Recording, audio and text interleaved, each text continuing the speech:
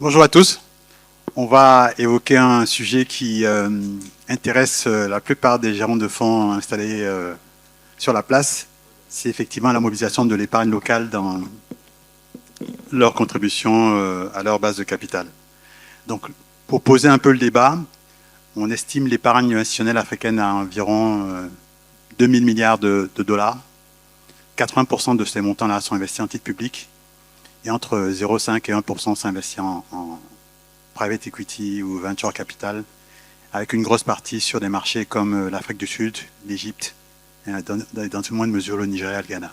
Donc, comment faire pour qu'une partie de cette épargne-là soit dirigée vers des fonds d'investissement qui contribuent au financement local?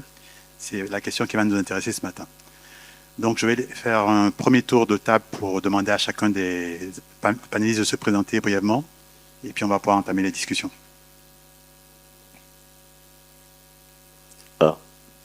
Bonjour à tous. Je me nomme Dibi Nomel Guillaume. Je suis le directeur adjoint des investissements et de la structuration financière au niveau de la Caisse nationale des prévoyances sociales.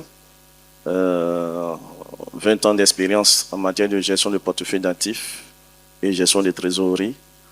Titulaire de diplôme et certificat en finance et management obtenu à Paris, Barcelone, Turin. Donc, nous sommes là véritablement pour partager notre expérience en matière de gestion de tout ce qui concerne les private equity, dans lequel la CNPS y est. Et la CNPS, déjà, c'est une structure, comme on le disait, qui intervient dans le domaine de la sécurité sociale.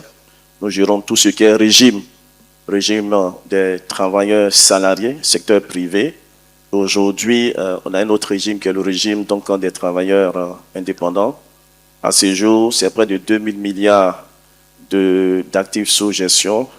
Et la CNPS aujourd'hui se positionne comme 7e grand fonds au niveau Afrique et le premier grand fonds au niveau francophone. Merci. Merci. Moi, je suis Cheikh Souleymane Diallo, professionnel d'investissement, avec une expérience de plus d'une vingtaine d'années dans l'investissement chez Enco Capital, Afrique Invest, Adiwale IEP, dans le financement chez Proparco et Ecobank et dans la banque d'affaires chez la Société Générale ABN AMRO. Enco Capital est un gestionnaire d'actifs détenu par des Africains et qui investit principalement sur le continent africain. Nous gérons aujourd'hui un peu plus d'1,5 milliard de dollars sous plusieurs stratégies. On a une stratégie hedge fund qui est la principale. On fait également de la dette privée, du capital investissement et on est une société de gestion OPCVM. Nous sommes présents sur toute l'Afrique francophone, sur toute l'Afrique subsaharienne à travers 5 bureaux. Un bureau à Abidjan en Côte d'Ivoire, à Yaoundé au Cameroun, un bureau à Kigali, à Port-Louis et on a également un head office basé à Londres. Sur le capital investissement, on a plusieurs initiatives. Mais je pense qu'on y viendra un peu plus tard.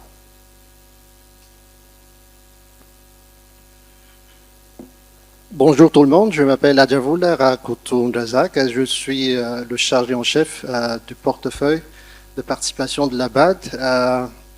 Cette position m'implique dans le cycle complet en fait, d'investissement dans les private equity funds, les fonds d'investissement, depuis la sélection, l'origination, la gestion et puis la sortie de nos investissements dans les fonds d'investissement. Je suis en charge également de l'aspect de gouvernance, notamment la nomination de nos représentants dans différentes structures de gouvernance des fonds d'investissement, mais également des institutions financières dans lesquelles la banque a investi. La Banque africaine de développement, je pense que tout le monde la connaît, c'est votre banque, nous Africains. Donc, c'est une institution qui a existé déjà depuis une quarantaine d'années. Actuellement, le président, c'est le président Sidi Boulta. En termes d'investissement dans le fonds d'investissement, dans les institutions, en termes de participation, on a à peu près un portefeuille de 2 milliards de dollars, une 80aine de fonds et une 30aine d'institutions financières de développement. Donc, voilà en gros ce qu'est la banque. Merci. Ok. Bonjour à tous, donc je suis Youssouf Traoré, je suis président de Mirou Africa Advisory. Donc j'ai 17 ans d'expérience en investissement institutionnel et gestion d'actifs en Afrique et en Europe.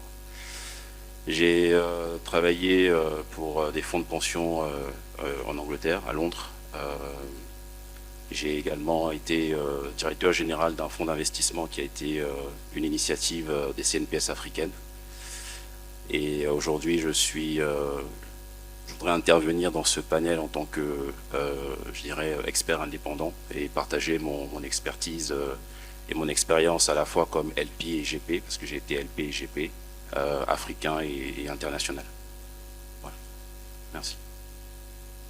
Merci à tous. Donc, sans plus tarder, nous allons commencer les débats. Et donc, je vais me tourner vers Monsieur Dibi de la CNPS. Donc, aujourd'hui, quelle est la place du capital investissement dans votre allocation d'actifs et quels sont les freins qui limitent une augmentation de cette exposition? Ok, merci beaucoup. Je voudrais d'abord indiquer que les caisses de sécurité, les fonds de pension, c'est vrai que déjà ont une responsabilité pour la gestion des risques fiscaux.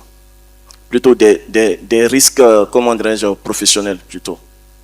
Donc vous savez que tout ce qui est assurance vieillesse, tout ce qui est, comment dirais-je, accident de travail, maladie professionnelle, tout ce qui est prestations familiales. Mais lorsque vous avez fini vous avez en face de vous cette responsabilité, il vous faut trouver des moyens additionnels, des ressources additionnelles, donc pour faire face ou pour assurer vraiment cette pérennité-là. C'est justement ce que justifie le fait que des caisses ou des fonds de pension soient sur les marchés financiers, des marchés monétaires, pour saisir vraiment des opportunités vraiment d'investissement pour accroître vraiment leurs revenus. Donc je voudrais vraiment dire que les caisses de sécurité ou les fonds de pension sont restés plusieurs années dans des produits classiques, actions, obligations, mais de plus en plus, il y a une prise de conscience pour dire que le marché étant vraiment peu profond, il faut pouvoir chercher d'autres produits additionnels pour accroître vos investissements. C'est dans ce sens que les caisses se sont lancées dans aussi les private equity. Je vais juste donner qu'il y a une étude aujourd'hui de l'AFCA, qui est l'association aussi africaine en termes de private equity, qui indiquait que en 2002, en termes de part des Africains dans les fonds d'investissement, ils étaient à 14%. En 2024, nous sommes passés à 19%. Juste, c'est pour dire qu'il y a une prise de conscience et une responsabilité de plus en plus au niveau vraiment de ce produit d'investissement. Nous, au niveau de la caisse de sécurité, jusqu'en 2011-2012, on n'avait pas encore introduit ce véhicule d'investissement.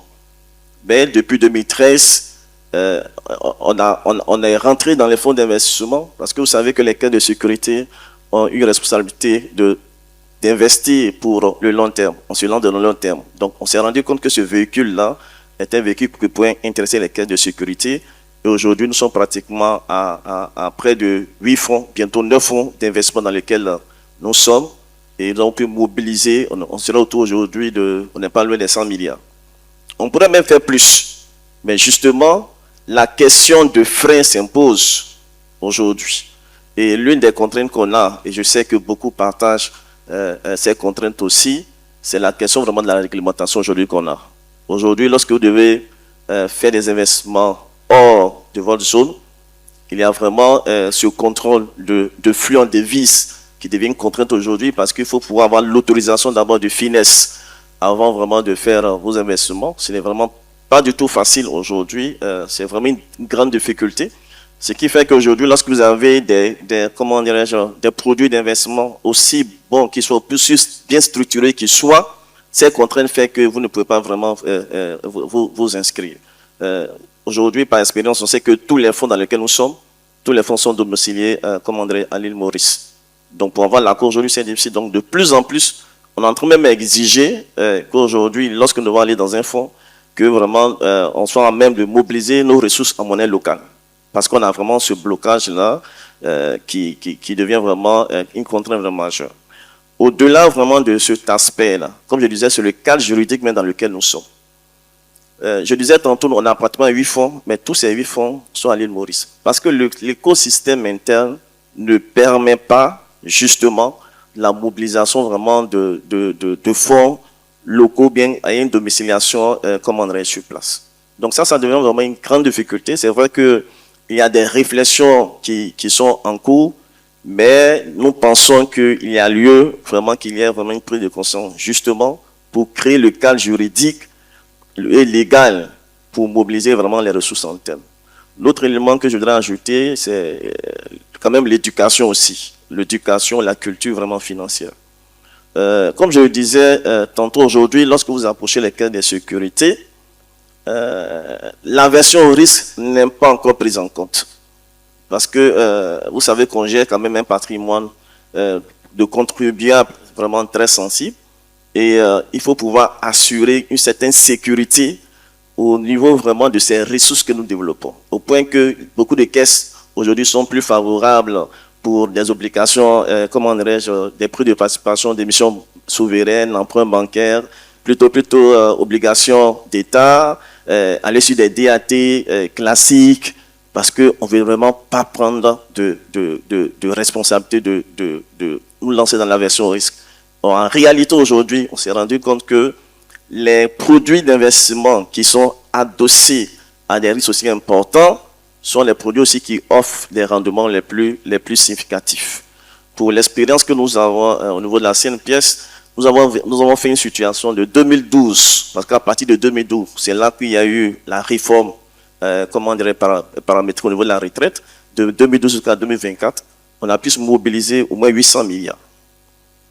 Et c'est les 800 milliards, une grande partie qui vient justement par rapport aux prises de risques que vraiment nous avons pris. Donc voici déjà autant d'éléments déjà qu'il faut mettre en avant par rapport aux freins qu'on pourrait vraiment avoir. Donc je voudrais juste m'arrêter là, certainement permettre que les uns et les autres interviennent. Merci.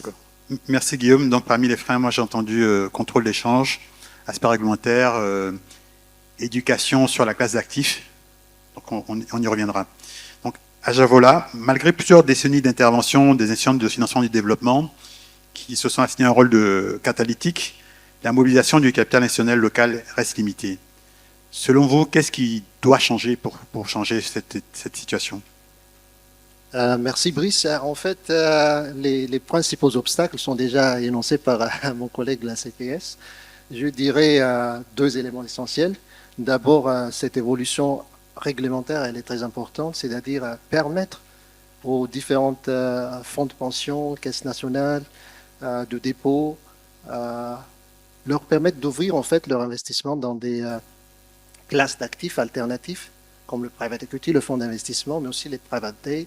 Il y a aussi le venture capital. Donc, ceci permettrait en fait d'augmenter la participation de ces différents fonds de pension dans les fonds d'investissement. Plusieurs pays l'ont fait. Je citerai par exemple le Kenya, l'Afrique du Sud, le Maroc. Donc, si c'est possible chez eux, il est également possible de faire chez d'autres pays africains. Deuxième point, c'est vrai, l'éducation, l'information, la communication, ça c'est très important, c'est ça ce qu'il faut faire aussi, parce que en fait c'est lié au premier obstacle, la barrière réglementaire. Si on n'autorise pas en fait les fonds de pension, les caisses nationales à investir dans ces classes d'actifs-là, ils se désintéressent de faire l'investissement. Donc s'ils se désintéressent, ils ne sont pas familiers sur ces types d'actifs. Du coup, cela entraîne un déficit technique, un déficit de capacité pour comprendre, pour maîtriser en fait ces classes d'actifs-là. Donc ce qu'il faut, bien évidemment, il faut des programmes de renforcement de capacité, il faut des campagnes de sensibilisation, de communication. Et je pense que ce type de forum en fait partie. Il faudrait l'effort collectif de tout le monde, les gestionnaires de fonds eux-mêmes. Nous venons des institutions financières de développement, mais aussi les associations corporatives telles que l'association des fonds d'investissement en Côte d'Ivoire, l'association africaine des fonds d'investissement. Donc, c'est tout travaille ensemble donc, pour faire cette campagne de communication, pas seulement à l'endroit des institutionnels, mais aussi des responsables autoritaires, Cela permettrait vraiment de débloquer la situation et augmenter cette mobilisation de ressources vers les fonds d'investissement. Merci. Très bien, merci à Javola. Cheikh, en votre qualité de président de l'A2JC, moi j'aimerais poser une question. Est-ce que les institutionnels locaux sont réellement réticents à investir ou est-ce que l'industrie n'a pas encore suffisamment adapté son offre à leurs contraintes? Guillaume tout à l'heure soulignait que le problème des véhicules domiciliés à Maurice est un sujet. Donc, selon vous, quelles sont les critiques des investisseurs institutionnels qui vous paraissent légitimes? Écoute, Brice, pour moi aujourd'hui, les investisseurs locaux, ce qu'on appelle investisseurs locaux, que ce soit des fonds de pension comme la CNPS, des caisses de dépôt comme la CDCI, des assureurs comme Sono ou NCA, des institutionnels bilatéraux comme la BOAD ou même des stratégiques, parce que j'ai vu Orange et Eurofine, ils investissent. Ils investissent dans des véhicules locaux. Maintenant, la grande question, c'est à quelle hauteur, à quel pourcentage et pour quel appétit. Aujourd'hui, leur appétit ou le pourcentage des fonds qu'ils allouent dans ces véhicules-là est assez limité, ce qui fait que par derrière, les fonds qui arrivent dans la région et sur la Côte d'Ivoire également sont assez limités. En quelques chiffres, hein, peut-être qu'au cours des 4 dernières années, l'AFCA indiquait que le private equity a injecté environ un demi-milliard de dollars sur la Côte d'Ivoire et les fonds de pension ou les investisseurs institutionnels n'ont pas contribué pour plus de 10%, ce qui est relativement faible aujourd'hui. Et aujourd'hui aussi, ce qu'il y a à dire, c'est qu'on a plusieurs... C'est vrai que l'environnement réglementaire, juridique et légal n'offre pas les mêmes spécificités qu'on peut avoir à Maurice, mais aujourd'hui, il y a des gestionnaires de fonds qui se sont structurés sous forme de SICAV, Société d'investissement à capital variable, sous forme de société anonyme, ou même encore sous forme de, comme par exemple chez nous, ENCO, de fonds communs placement à risque, qui offrent la possibilité et qui offrent la possibilité à ces investisseurs institutionnels-là de prendre des tickets qui traitent des sujets dont Guillaume parlait tout à l'heure, liés à la devise. Parce que sortir de l'argent via le Finex, c'est toute une galère. Et pour y avoir travaillé avec Guillaume dans une autre vie, on sait que c'est pas facile. Donc on a voulu traiter ce sujet-là. Donc ça, c'est des freins. C'est des freins qui peuvent être levés. C'est vrai que on n'est pas aujourd'hui dans un cadre optimal. Mais moi, ce que je voudrais rajouter aussi en termes de contraintes, c'est vrai qu'il y a une contrainte liée à la devise, mais également une contrainte liée à la stratégie de ces investisseurs locaux-là. Une stratégie qui est souvent orientée sur le PND, orientée sur certains secteurs de développement. Et je pense qu'à un moment, les gestionnaires de fonds et les institutionnels doivent essayer d'avoir un agenda commun, soit sur des mandats de gestion ou encore soit sur des stratégies communes qui peuvent lancer pour développer soit un secteur d'activité ou toute une chaîne de valeur. Chez ENCO, par exemple, on a cette année d'ailleurs, avec le fonds de pension rwandais, levé un véhicule de private equity qui sera dédié à des PME ivoiriennes, à des PME rwandaises. On est en train de faire pareil sur la Côte d'Ivoire.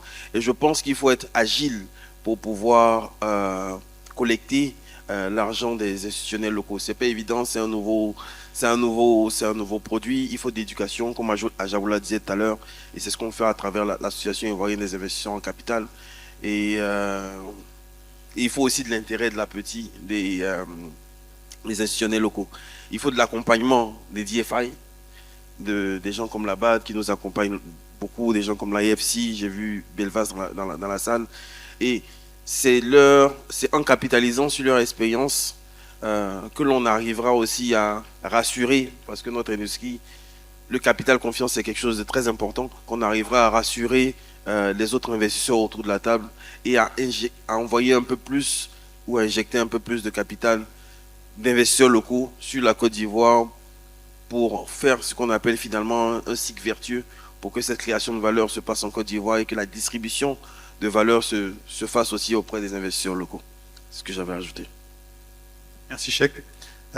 Youssouf, peut-être une perspective différente sur le même sujet. Donc, selon vous, quels sont les principaux malentendus entre GP et institutionnels locaux? Et voyez-vous une différence importante entre les attentes des LP internationaux et les attentes des LP africains? Ok, merci. Je pense que, en fait, les malentendus entre les LP et les GP, je pense ça a été un peu déjà évoqué par mon frère Dibi. Je pense que des fois, du côté des GP, on a peut-être tendance à penser que les LP n'investissent pas suffisamment dans la classe d'actifs parce qu'ils ne comprennent pas forcément le private equity. Alors qu'en fait, la plupart des LPs en fait comprennent très bien l'intérêt du private equity, ils comprennent très bien pourquoi il faut investir dans des entreprises, l'impact sur l'économie, sur les chaînes de valeur, etc. Ils comprennent ça très bien, mais ils ont une responsabilité fiduciaire. Et ça, je pense que des fois, du côté des GP, nous, on comprend pas forcément bien, on mesure pas forcément très bien cette responsabilité fiduciaire et ce que ça veut dire également pour un LP et les implications en termes de où est-ce que je peux investir, quel genre de risque je peux prendre. Et donc je pense que ça c'est quelque chose sur lequel il faut travailler. Mais il faut aussi, je pense, dire que les malentendus entre LP et GP, c'est structurel à la classe d'actifs. C'est pas quelque chose c'est pas un problème spécifique local. C'est structurel à cette classe d'actifs là parce que les LP et les GP n'ont pas totalement les mêmes intérêts. En économie, ils appellent ça les problèmes d'agence. Là où c'est intéressant au niveau international, c'est que là-bas, les gens ont institutionnalisé ces problèmes. Donc, ils ont institutionnalisé la manière de gérer ces problèmes de malentendus, que ce soit sur les frais de gestion, que ce soit sur, comme je dis, sur d'autres sujets. Alors qu'ici, c'est un peu plus traité comme une question personnelle, de confiance personnelle. Voilà. Donc je pense qu'il y a un travail à faire sur institutionnaliser ces problèmes-là. C'est d'ailleurs pour ça que ça s'appelle investissement institutionnel. Il faut qu'on travaille à ça. Je voudrais aussi quand même rebondir sur ce qui a été dit par mon frère Cheikh. Je pense qu'il y a aussi besoin d'élargir la base d'investisseurs institutionnels. Si on a 1, 2, 3 institutions, ça ne suffit pas. Il faut qu'on ait différents types d'investisseurs institutionnels qui ont chacun une vision différente, des horizons d'investissement différents, une gouvernance interne différente. Et je pense que ça peut vraiment dynamiser le private equity et de façon générale même l'investissement. Parce que si on n'a que 2 institutions qui ont du capital long dans un pays, on ne pourra pas arriver à financer les besoins. Et le potentiel, il est vraiment là. Je veux dire, en Afrique, on a la démographie pour nous. On voit des fois, je regarde ces fois des émissions où je vois des gens qui mettent leur épargne 4 millions, 5 millions dans des business un peu des arnaques, un peu foireux et tout ça. Et je me dis que si on arrivait à capter toute cette épargne, ce serait vraiment, le potentiel il est là. Et je milite pour avoir des champions nationaux, des investisseurs institutionnels, disons des champions nationaux dans le domaine de l'investissement institutionnel, mais privé, pas seulement étatique. Voilà, sinon par rapport aux attentes des LPs, je pense que dans mon expérience, ce que j'ai vu, c'est que généralement, fondamentalement, c'est les mêmes attentes. Le contexte est différent, parce que, comme je disais, dans les marchés plus matures, ils ont institutionnalisé les choses, ils ont une expérience, ils ont commencé depuis les années 1950, 60, etc. Donc ils ont eu le temps en fait de trouver des solutions qui sont adaptées à leur contexte. Mais généralement, un LP, qu'il soit anglais ou africain, il veut la protection de son capital, il veut du rendement, faire de l'argent, et puis il veut avoir une bonne relation avec ses délégataires de gestion, quoi, ses gérants. Donc voilà un peu ce que je voulais dire. Merci beaucoup, Youssouf. Merci. Guillaume, tout à l'heure, on a évoqué des questions de freins réglementaires, notamment sur le contrôle d'échange. Si on regarde des choses qui sont un peu plus aux mains de l'industrie, entre guillemets, quelles sont les conditions concrètes qui devraient être réunies pour vous afin que la CNPS puisse, par exemple, doubler son allocation au capital investissement? Merci beaucoup. C'est une très bonne question. Ce que je voudrais dire, c'est que nous avons la chance, si je peux m'exprimer ainsi, d'avoir une caisse aujourd'hui qui a une bonne position financière. Donc, il lui permet vraiment de mobiliser de la ressource. N'empêche que il est important pour nous de trouver les meilleurs produits d'investissement qui allient sécurité, qui allient, comment dirais-je, rendement. On parlait déjà de l'écosystème. Je pense que M. Souleymane en a parlé. Il faut très rapidement faire en sorte que ce projet qui est déjà entamé, je pense que le projet qui est entamé, il y a toute une réforme déjà qui est entamée au niveau de l'AMF, puisse vraiment voir le jour, pour permettre que cette mobilisation-là, elle soit vraiment locale. Donc ça, c'est un élément vraiment très, très fondamental. Je prends juste pour les 8 fonds dans lesquels nous sommes. C'est vrai que à 93-97%, on est sur l'aspect investissement, aspect régional. Mais on a seulement 3% investi en Côte d'Ivoire pour les fonds que nous avons. Donc ça veut dire qu'il faut pouvoir créer l'écosystème de manière à ce que la mobilisation vraiment soit effective. Ça, c'est un élément vraiment très, très important pour nous. L'autre élément sur lequel je voudrais insister, c'est au niveau de la stratégie. Monsieur Souleymane l'a indiqué toujours. Des fois, on bâtit des projets et on ne tient pas compte des politiques d'investissement, des stratégies d'investissement, des fonds de pension. C'est un élément important. C'est un élément important. Je vais vous prendre un exemple très simple. Aujourd'hui, nous, au niveau de la Caisse de sécurité, nous avons le certificat, le label genre GC. Nous sommes la première entreprise à avoir le label genre. C'est pour dire que nous voulons donner de la place autant pour les hommes que les femmes dans les postes de décision. Donc, lorsque vous bâtissez un projet de fonds d'investissement, ce sont des éléments que nous regardons en termes de critères de décision. Nous sommes dans un fonds où dans leur stratégie, il y a près de 37% de femmes et pour un autre fonds, près de 47% de femmes qui sont à un niveau de décision, managériale. Donc, ce sont des éléments vraiment que nous regardons en termes de prix de décision. Donc, lorsqu'on bâtit, il faut regarder. Même les secteurs d'investissement. On a parlé du BND, mais il y a des secteurs aujourd'hui stratégiques pour des fonds de pension, comme aujourd'hui, le secteur des infrastructures. Parce qu'il y a eu, une étude de la BAD aujourd'hui qui évalue à près de 170 milliards de dollars le besoin d'investir en infrastructure chaque année. Donc ça veut dire qu'il y a vraiment un besoin énorme qui se présente en nous.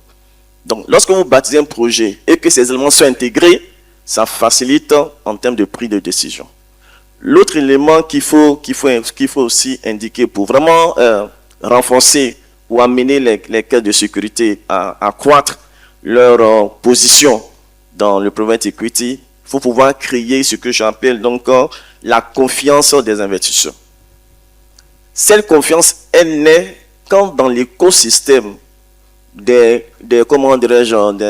participants, des providers de ressources ou des promoteurs, vous avez des institutions de financière de développement de référence.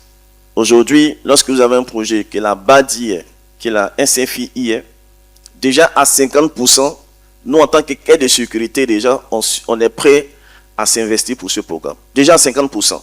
Parce que nous connaissons un peu les règles de gouvernance, les exigences en termes de gouvernance, les exigences en termes de gestion, vraiment de ces institutions financières vraiment de développement. Donc, il faut pouvoir avoir des partenaires de référence avec qui vraiment il faut pouvoir travailler.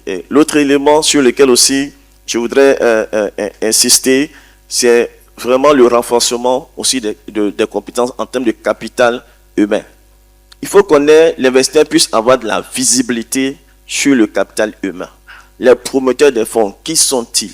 Quelle est leur expérience? Ou quelles sont leurs expériences?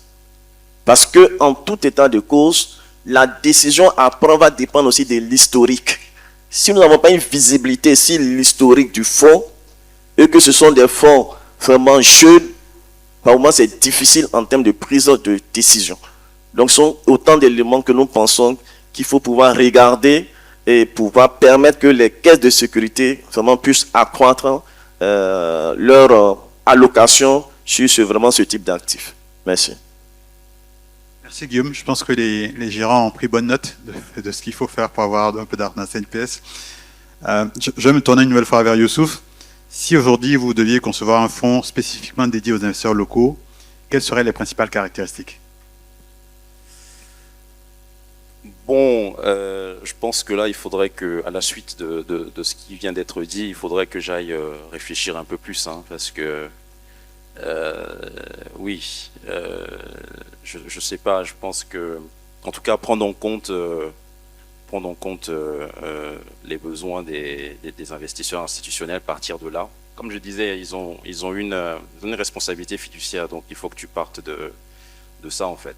Et puis peut-être une structure fonds de fonds, evergreen, bon, type FCPR. Voilà, peut-être même que je ferai pas 100% private equity, peut-être je mettrai un peu de dette privée, à voir. Mais je pense qu'il faut que je réfléchisse un peu plus. Bien. Ajavola, on a parlé tout à l'heure du rôle catalytique des institutions de développement. Quels mécanismes de partage de risques ont démontré leur efficacité pour attirer des investisseurs institutionnels locaux à l'échelle du continent? Et puis, est-ce que les mécanismes de first loss, ça aide vraiment à attirer des institutionnels locaux? En termes de mécanisme de partage de risque, effectivement, c'est important pour attirer les investisseurs institutionnels à investir dans des fonds d'investissement. Il y en a plusieurs, en fait, qui ont fait leur preuve, y compris la garantie First Loss que vous avez mentionné tout à l'heure. En fait, c'est quoi cet instrument? Dans un fonds d'investissement donné, il y a plusieurs types d'investisseurs. Il y a des investisseurs qui sont plus aptes à prendre les premières pertes d'un fonds. Il y a d'autres commerciaux qui recherchent plutôt les retours sur investissement et la préservation de leurs capitaux.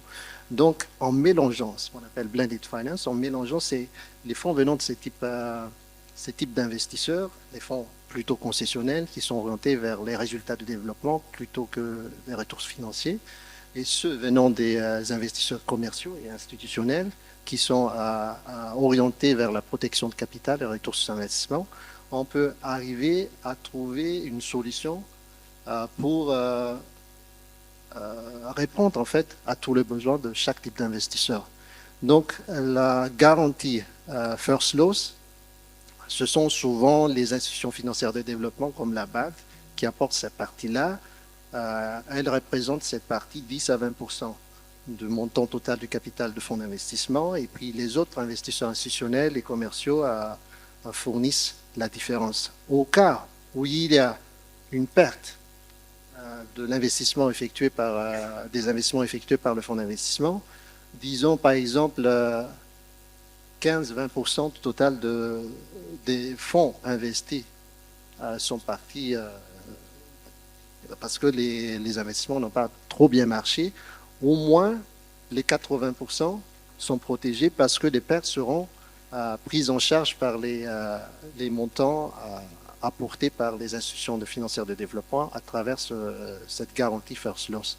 Donc ça, c'est un élément très important, un puissant catalyseur en fait, pour attirer les investisseurs institutionnels à venir à investir dans des fonds d'investissement qui sont considérés plutôt risqués.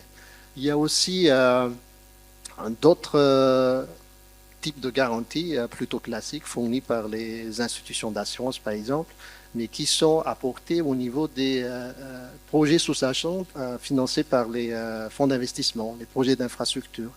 Donc, ils apportent des garanties politiques, des garanties de crédit, des cautions dans les projets d'infrastructure, ce qui permet de dérisquer ce projet et par ricochet, améliorer aussi le risque, la perception de risque du fonds d'investissement, des fonds d'investissement qui investissent en fait dans ces projets-là.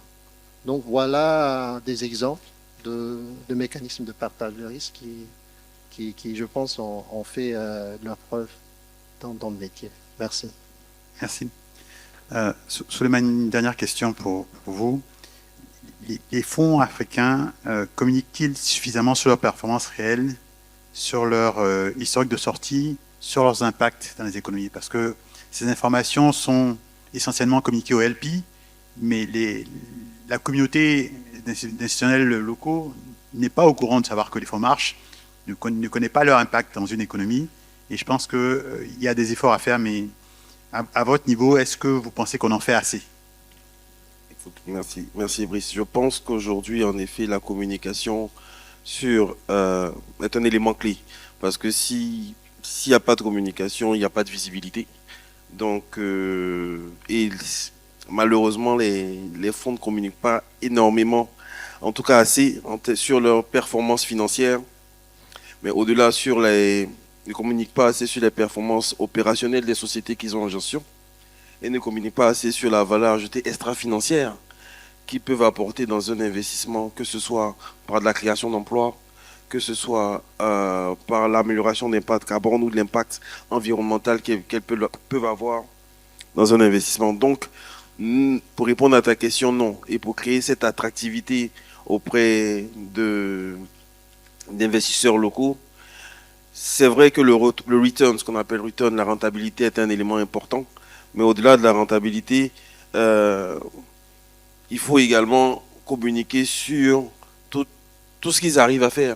Tout ce qu'ils arrivent à faire sur l'environnement. Hier, par exemple, on avait un panel qui parlait d'ODD, Objectifs de développement durable. C'est des critères que ces fonds-là regardent énormément quand ils investissent. À côté de moi, j'ai quelqu'un qui travaille pour la CNPS. Et lorsqu'un fonds intervient, la plupart du temps, il intervient avec du cash-in, du capital. Il crée des emplois pour que la caisse arrive à avoir plus de cotisations sociales. Donc derrière, c'est un cercle vertueux. Mais aujourd'hui, au niveau de la communication, je dois avouer qu'on ne le fait pas assez. Et je porte aussi cette casquette-là, on ne le fait pas assez. Et l'objectif sera peut-être d'essayer de renforcer le volet communication sur l'impact que peut avoir les fonds d'investissement ou l'industrie du private equity sur un pays ou dans une région. Et il va falloir que tout le monde joue le jeu. Aujourd'hui, on a quelques informations via l'AFCA, parce que c'est un peu obligatoire. Mais il va falloir qu'entre nous, on joue le jeu pour mettre plus en lumière les résultats que l'on arrive à voir sur l'économie. Merci, Cheikh. Donc, on me signale qu'il ne reste pas beaucoup de temps. Donc, on va passer une nouvelle question à l'ensemble des panélistes. Aujourd'hui, on a évoqué divers challenges réglementaires, fiscaux, commerciaux. Si vous aviez la possibilité de mettre en œuvre une seule réforme ou initiative pour accélérer la mobilisation des capitaux institutionnels locaux vers le capital investissement, quelle serait-elle? Donc, on va commencer par Youssouf. Alors, j'essaierai de faire en sorte, pour rebondir un peu aussi sur ce qui a été dit par Cheikh, j'essaierai de faire en sorte que, disons que tous les ministères aient un fonds de private equity. pour qu'ils puissent utiliser le private equity dans leur politique. Voilà, dans le sens où ça se fait ailleurs d'ailleurs, ça se fait dans beaucoup de pays asiatiques où en fait vous avez par exemple le ministère de la Pêche qui a un fonds private equity et qui en fait c'est pas lui-même qui gère ça, mais c'est confié à des privés et en fait le fonds a un mandat spécifique pour appuyer la politique du ministère. Et ils font ça sur tous les secteurs stratégiques du pays. Et donc ça permet de développer l'écosystème du private equity, ça permet de développer l'écosystème des entreprises et de créer des GPI, etc. Donc si j'ai une baguette magique, ben, j'essaierai de faire ça. Merci. Je pense qu'il y a peut-être des représentants du gouvernement qui nous écoutent. Ajavola. La réforme engagée pour nous au sein de la BAD, elle est déjà actée. Donc, vous avez peut-être entendu parler de la nouvelle architecture financière africaine pour le développement, qui est née de la vision de notre président Sidi Boulta. L'objectif à travers ce mécanisme-là, c'est justement essayer de canaliser les ressources d'épargne venant des institutionnels vers les projets productifs, projets d'infrastructure productifs de l'Afrique. Donc, il y a dans ce système-là des programmes de renforcement de partenariat avec tous les acteurs du système financier africain. Il y a des renforcements des bases financières des différents acteurs. Il y a des mécanismes de coordination. Donc, à travers cette initiative-là, la nouvelle architecture financière africaine pour le développement, on espère arriver à cet objectif-là, financer la croissance de l'Afrique par les ressources africaines. Merci. Cheikh. Moi, je proposerais ce qui a été fait au Ghana et ça marche plutôt bien là-bas.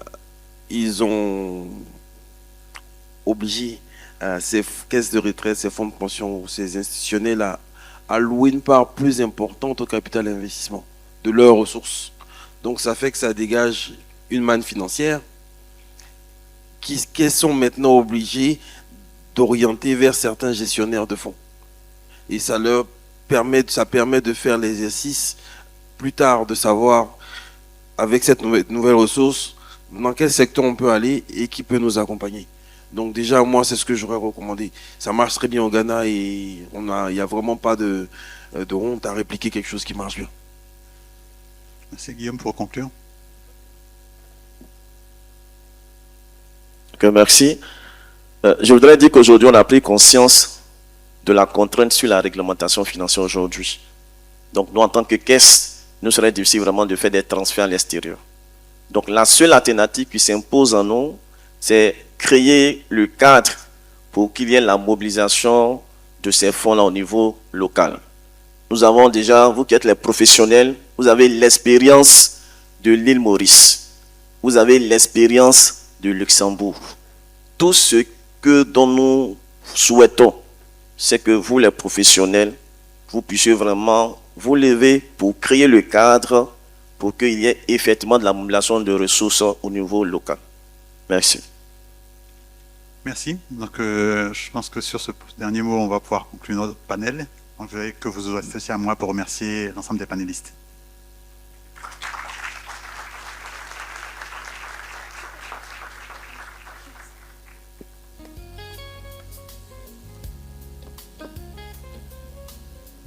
Shirley, you're going to summarize quickly in English for the yeah. All right.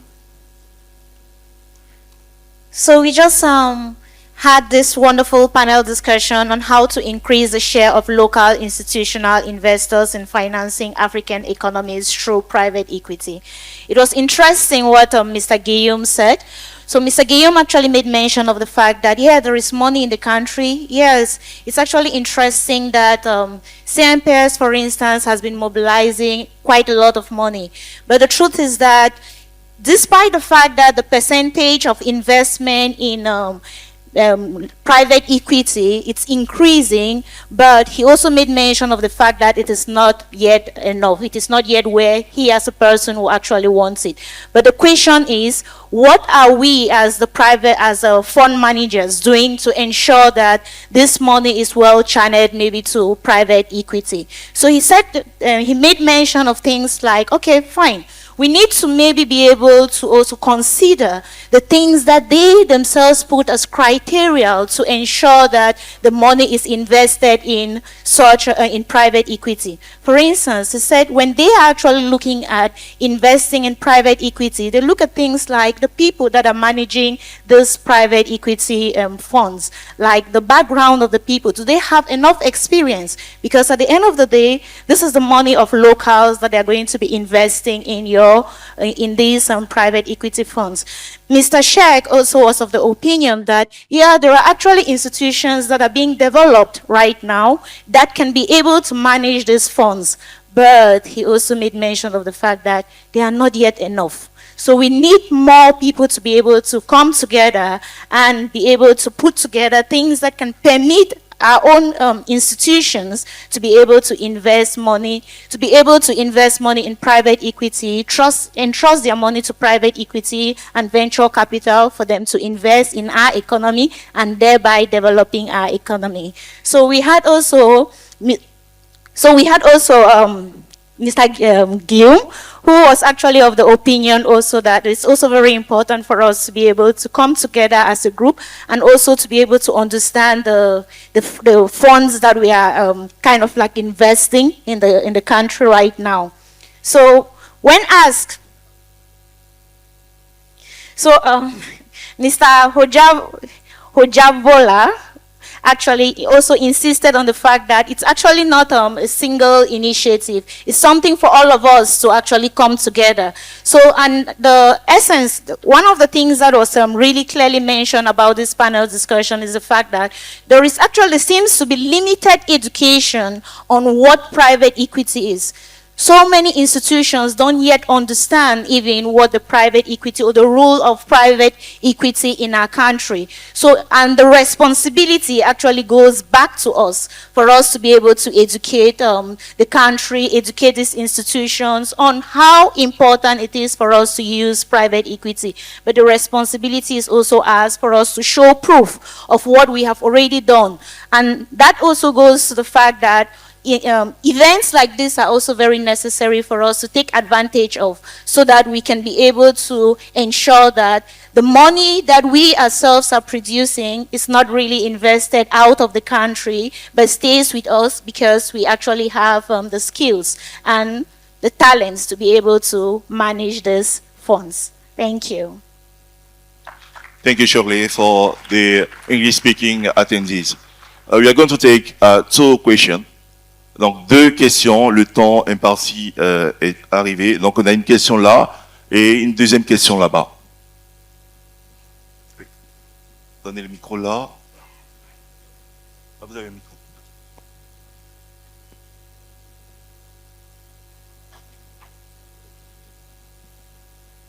Bonjour à tous. Je suis Persée Adjaro. Du côté de l'analyse financière et en même temps chargé d'affaires junior chez Univers Finance Partners, qui est agréé apporteur d'affaires sur le marché financier régional par l'AMF UBOA. Alors, ma question elle est la suivante. Dans un contexte actuel où on cherche quand même à développer l'écosystème du capital investissement et également le marché de capitaux, donc marché financier, marché monétaire à travers les instruments actions, obligations, comment faire pour ne pas tomber dans une sorte de concurrence entre marché de capitaux, capital investissement, surtout pour aller capter la liquidité chez les institutionnels? C'est ma question. Merci. On prend la deuxième question.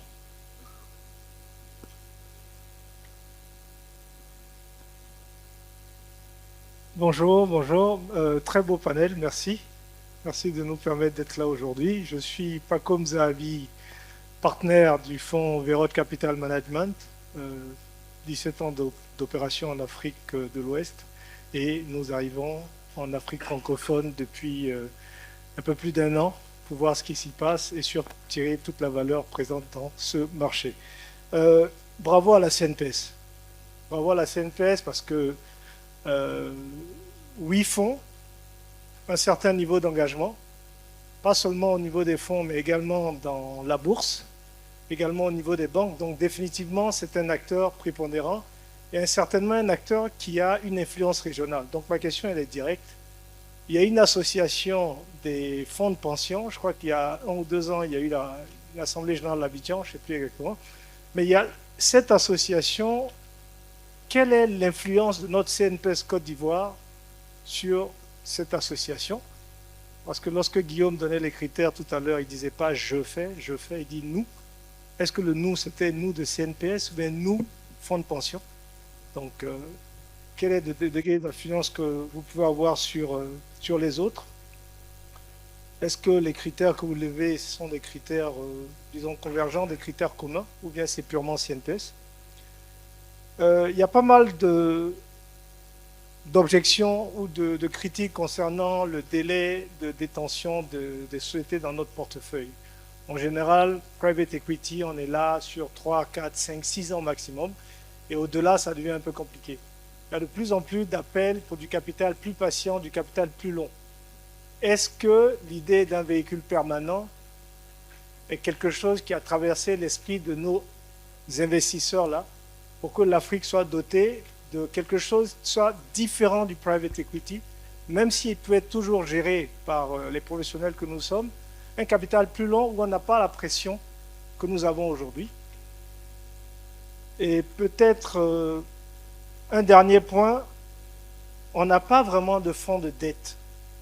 Les fonds de dette présents sont, bon, disons, on n'en a pas assez. Pourtant, c'est une grosse demande, que ce soit au niveau des PME ou au niveau de certaines grosses entreprises. Est-ce qu'aujourd'hui, les investisseurs LPs qui sont là ont dans leur stratégie le développement de ce volet-là de l'écosystème financier? Merci à la BAD aussi. Merci beaucoup, Pacom. Alors, avant les réponses, on me note qu'il y a quelqu'un qui a mal garé. Il est prié d'aller pousser son véhicule. C'est le véhicule Peugeot immatriculé 4577 KP. 4577 KP. Merci. Le volontaire Youssouf Cheikh sur les premières questions entre la compétition sur les ressources entre les marchés de capitaux et ces deux classes actives complémentaires. Mais... Ok, oui, c'est exactement ça. Alors, ce sont des classes d'actifs qui ne sont pas en concurrence. Dans un portefeuille institutionnel, il faut diversifier. Et donc, chaque classe d'actifs ne joue pas le même rôle. Donc, le private equity, alors moi je parle de façon générale. Après, chaque investisseur institutionnel a sa gouvernance interne et sa vision interne, mais de façon générale, le private equity a son rôle. L'action equity cotée a son rôle. L'obligataire également a son rôle. Donc après, effectivement, il y a d'autres sujets. Il y a d'autres sujets qui sont liés à la captation peut-être de l'épargne par un segment donné du marché. Mais bon, ça c'est un autre sujet. Peut-être pour compléter, je suis assez d'accord avec Youssouf. Pour moi, il n'y a pas vraiment de concurrence. C'est vous qui travaillez sur les marchés financiers. C'est comme si vous investissiez dans des actions dans le compartiment industrie et des actions dans le compartiment agro. Tout dépend de comment est-ce que vous allouez vos actifs. C'est un sujet d'allocation d'actifs. Et encore mieux, parce que derrière, le private equity est censé nourrir la bourse. Le private equity est censé réaliser des sorties sur la bourse.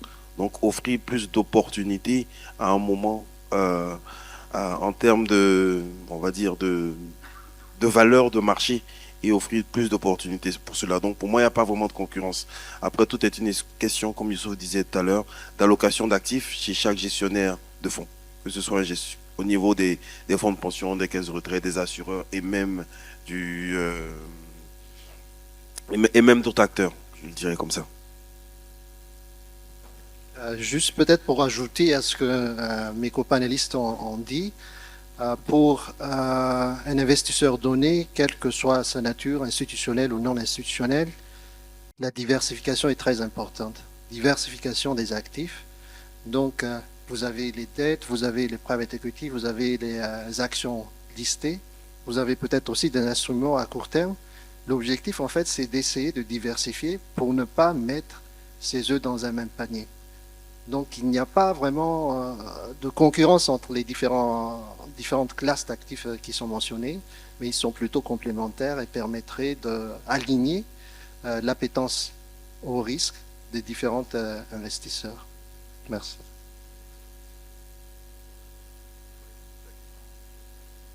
Ok, merci. Moi, j'aimerais intervenir sur la question qui a été une question directe concernant la CNPS, notre influence au niveau des autres caisses de sécurité sociale. Il faut simplement dire que les caisses ont deux grandes associations. Il y a la CIPRES, qui est la Confédération interafricaine de prévention sociale au niveau régional, au niveau même international. Nous avons l'ISS, qui est l'Association internationale de sécurité sociale. Donc, ce sont des cadres qui sont offerts pour permettre vraiment le partage vraiment d'expérience. Donc, c'est ce qui est fait vraiment toutes les fois que nous avons la possibilité de partager notre expérience. Mais indirectement, bien directement, ça commence à avoir des résultats. Pour la simple raison que pratiquement chaque année, nous avons des rencontres de benchmark, des autres caisses de sécurité qui viennent vers la CNPS, 1 à 2 caisses pratiquement chaque année, pour que nous puissions partager avec elles notre expérience. Il y a certaines caisses qui n'avaient même pas de politique d'investissement, mais avec l'expérience de la CNPS, elles ont commencé donc à instruire, comment dirais-je, cette politique d'investissement. Je prends aussi un exemple. Tout récemment, on a été invité, je ne vais pas dire le nom, par un président d'un pays africain, justement, pour que nous puissions partager notre expérience avec ces structures-là. Parce qu'il a la volonté, lui, en tant que président de la République, de faire en sorte que l'expérience de la CNPS fasse école dans son pays. Donc, c'est pour simplement dire que nous créons ce cadre. Toutes les fois que nous avons le cadre, nous partageons nos expériences. Ce qui fait la force de la CNPS, la transparence. La preuve, pour ce panel, on a essayé vraiment de partager avec vous notre expérience, nos résultats. Donc, cette question de transparence peut conforter les uns et les autres à s'investir. Aujourd'hui, on s'est même lancé de bâtir ensemble.